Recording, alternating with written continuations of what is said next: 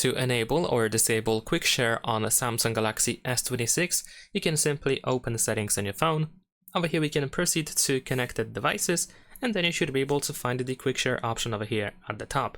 Generally speaking, if you go to who can share with you, then you can decide if you want to enable or disable quick share. If you set it to no one, then quick share will be deactivated. If you set it to anything else that we have on this list, then of course you can activate quick share quite easily. And if you want to make sure that you can be found by other devices, then of course you want to set to everyone.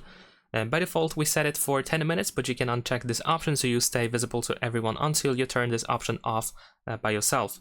Besides that, we can also find quick share option in the quick settings panel. We should be able to find it somewhere in here, added by default, which in my case it is in here. So we can tap on that button to go to the quick share app itself. Of course you need to have Bluetooth enabled to be able to use it.